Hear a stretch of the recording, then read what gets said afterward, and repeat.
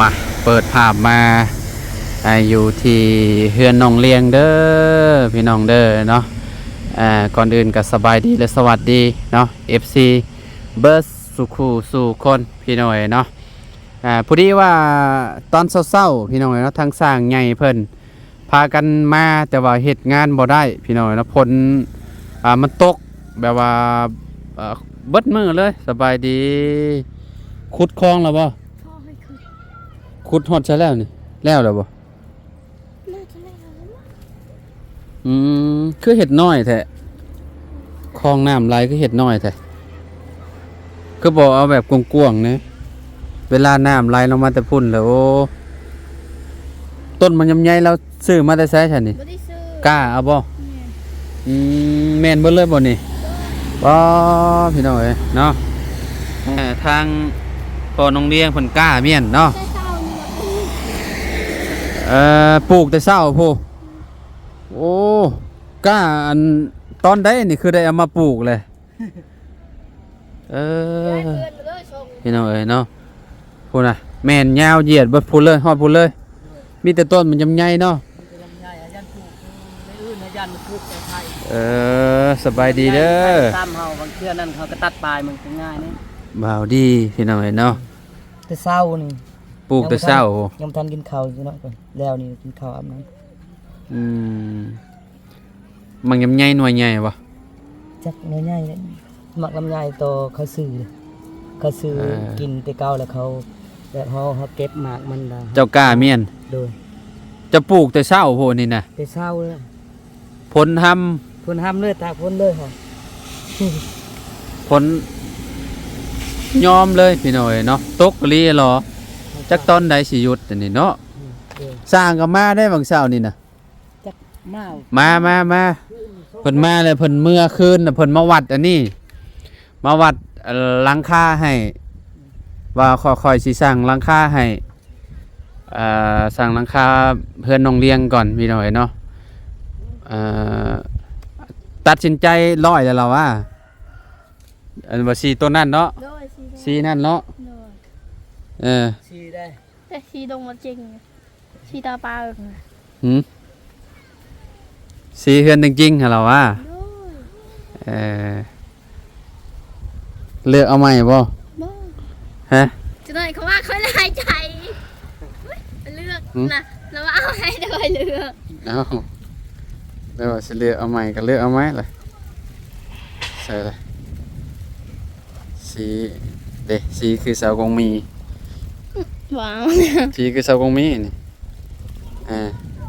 สีคืออันเจดีนี่อันนี้สีคือเพื่อนน้องเต็งจริงอันนี้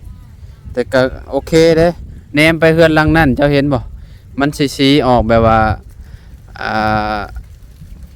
หมากมงคุดน่ะนะคันสมมุติว่ามันอยู่ข้างนอกคือเพื่อนเจ้านี่โอเคพอมักอยู่บ่นี่บ่ดิมักคือกันกับลูกสาวอยู่บ่ลูกสาวจะว่าเว้าซื่อๆบ่จ๊ะ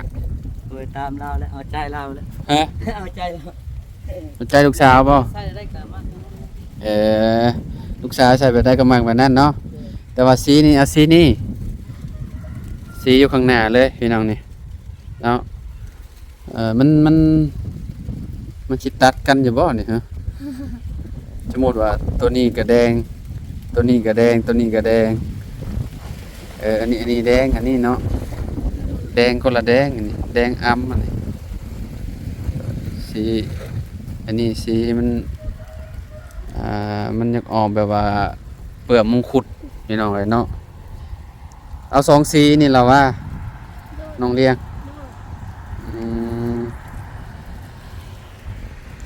อันน่ะทางไอเวียดเพิ่นว่างอยู่บ่เด้เนาะพี่น้องเอ้ยโทรหาเพิ่นก่อนมาพี่น้องเอ้ยเนาะบัดนี้ก็สิโทรไปหาทางอันน่ะไอเวียดเพิ่นก่อนเนาะบ่ฮู้ว่าเพิ่นว่างหรือบ่พี่น้องเอ้ยเอาเลี้ยงลุ้นนำกัน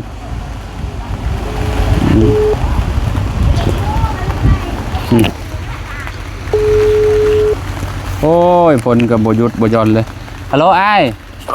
สบายดีเด้อได้ยินบ่ ได้ยิงจะเบาเลยโอเคเฮาสิสร้างไม้ผ าชลากับแผ่นลูซิงเด้ออันนี้นี่เด้อเฮาสิส่งให้เจ้าเบิ่งเด้อรายการใหม่นี่ใหม่นี่เอาสีนี่แล้วก็แผ่นลูซิงนี่เอาสีนี่เห็นบ่ โอเค แผ่นลูซิงนี่แผ่นเท่าใด90บ่ตัวนี้น่ะ แต่จะแฟนเลย เอาประมาณ8แผ่นข้างล่างนี่8แผ่นข้างหน้า8แผ่นเด้ แล้วชิพอแฟนแม่นบอก แม่น16แผ่นเด้อ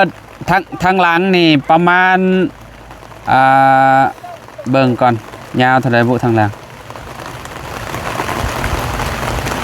โตมุงเฮือนใหญ่นะ6 เมตร 15เด้อ6 เมตร 15 จากแฟน 8แผ่น โอ้ แล้วก็โตข้างหน้ามันน่ะ3 เมตร50 8แผ่น โอ้ย อันไม่พาชล่านะเอา135เด้อ 135 แม่น135แผ่นเด้อ แล้วชีได้ชิพอแฟนแม่นบอก แม่น16แผ่นเจ้าจะเอามาเพิ่มคือมื้อนั้นได้เฮาบ่ได้เอาได้เอาแต่16แผ่นได้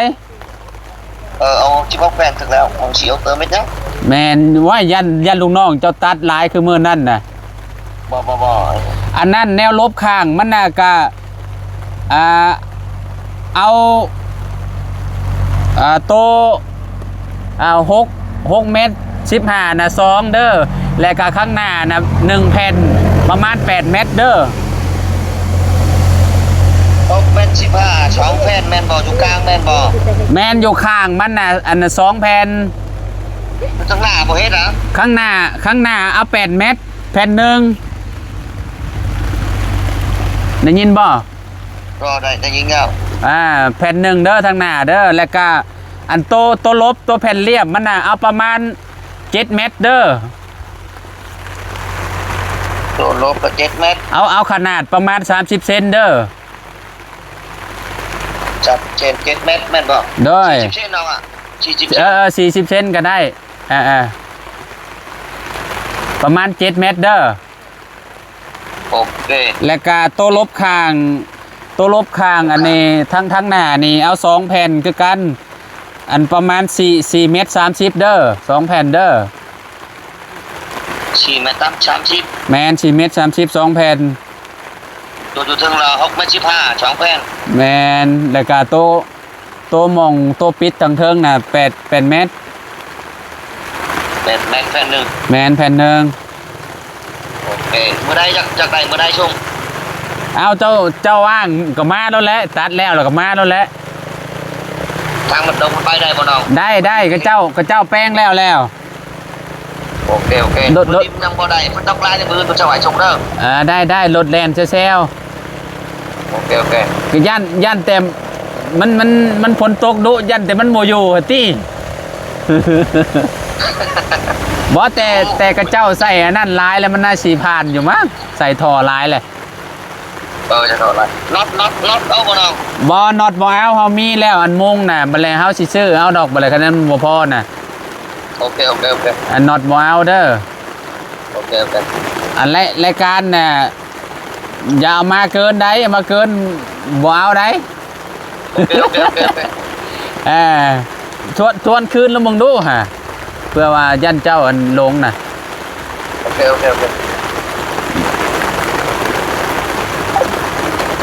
เรียบร้อยบอกให้ทวนคืนไปแหละเพราะไงนี่ ไม่พาชล่านะเอา135เพื่อเมียนลืมบอกให้เราอันส่งบินมาให้เบิ่งเลย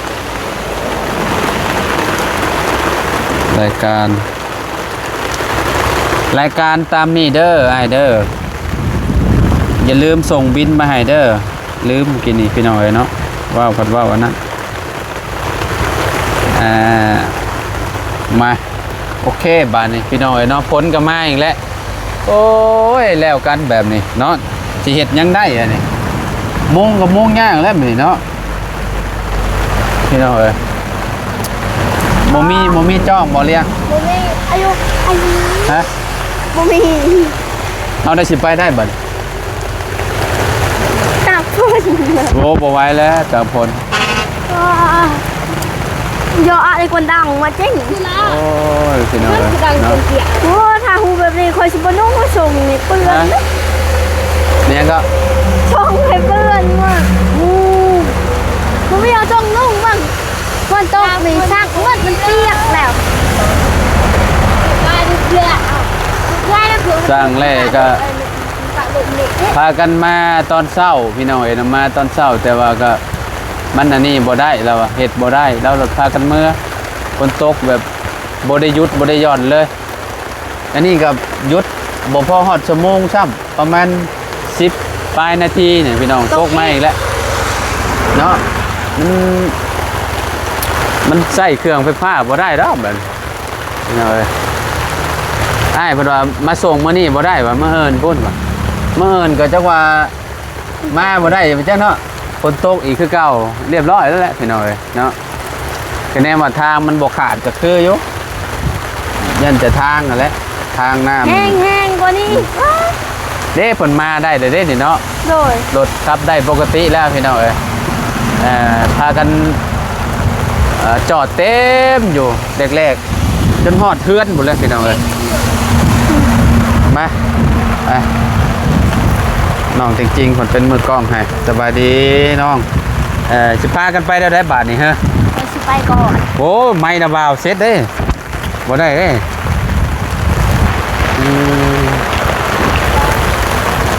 ไปใส่เด้บาท เราก็ปะไว้ในทุ่ง ฮะ เราปะไว้ในทุ่ง ปลายังวันในทง ไม่นี่ ไม่นะ ไม่ โอ้บ่ได้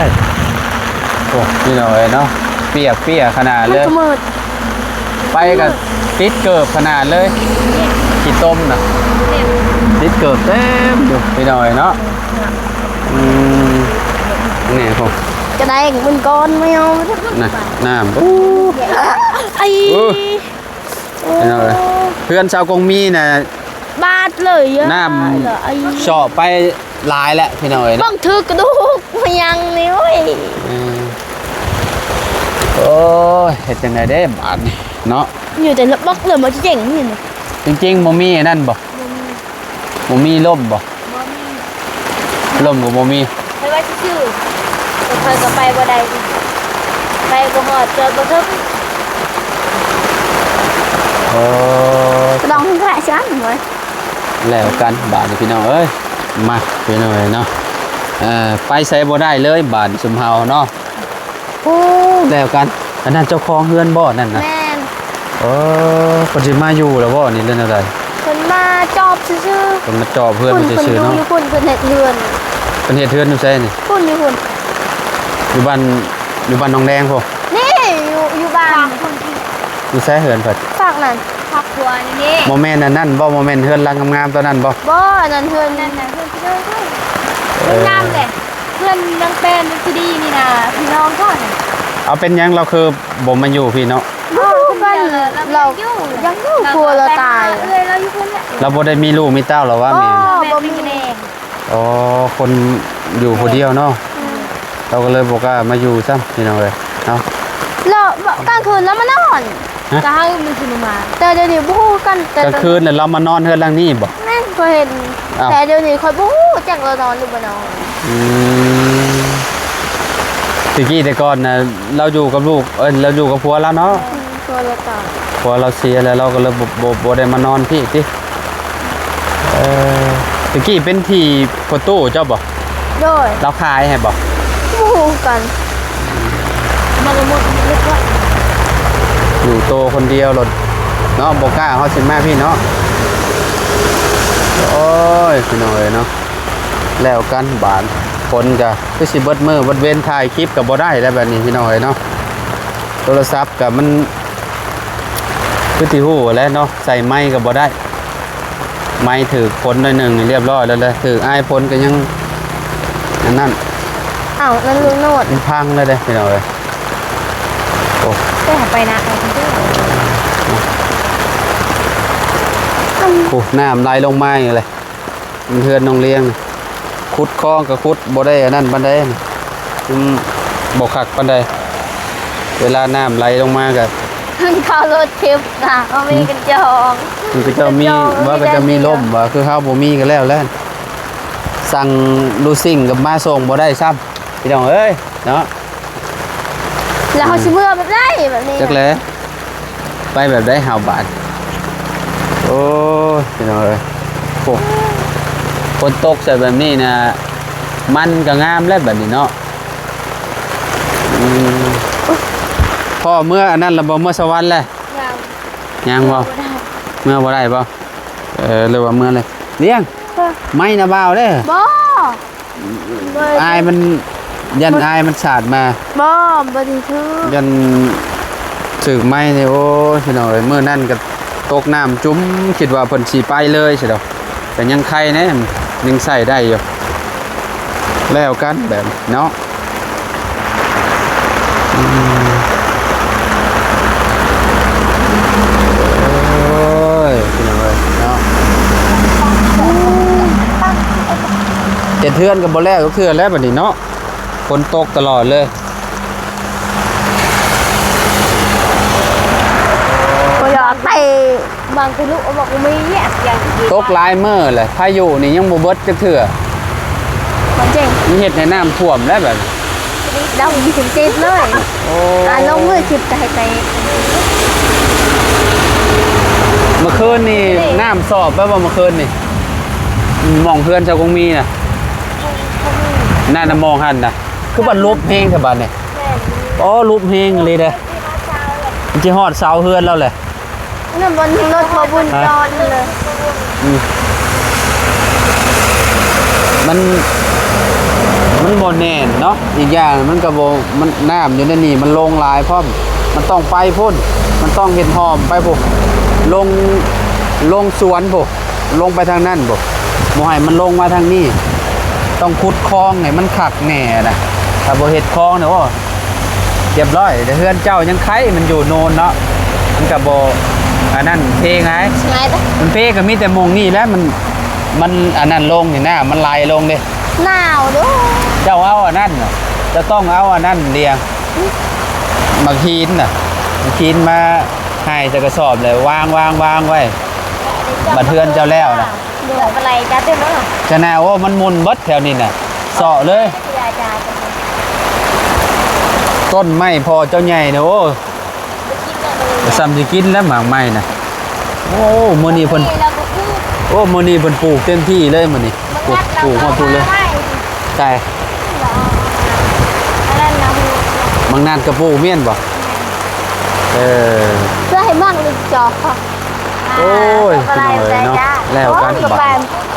พากันเสร็จไปใส่รอดบาด ใส่ก็บ่ได้ ไปใส่ก็บ่ได้ ป้า แล้วเลยบาด ที่เขาใจเย้า บรรยากาศแบบนี้นะโอ้อยู่ในเฮือนสบายอยู่ดอกอันนี้เนาะบ่ต้องไปทางใด อยู่ในเฮือนแล้วนอน รถบ่บุญบ่ค่าบ่ขึ้นมา ฮะ รถ บ่ ค่า ผ้า บ่รถบ่บุญฮะ มันบ่ผ้า คือว่าแล้วรถมีโฟเนาะขึ้นมาจอดก็บ่ย่านดอกแต่รถบ่มี ยันมัน เนาะ จืดน่าจะหน่อยตกรถ ฮะ ยันมันจืดน่ะ ยันดินบล็อกเจือนทับได้หะติดินชุดหนึงคือว่าแล้วอยู่ใกล้ๆดินบล็อกซับหาทางไปก่อนพี่น้องเอ้ยเนาะ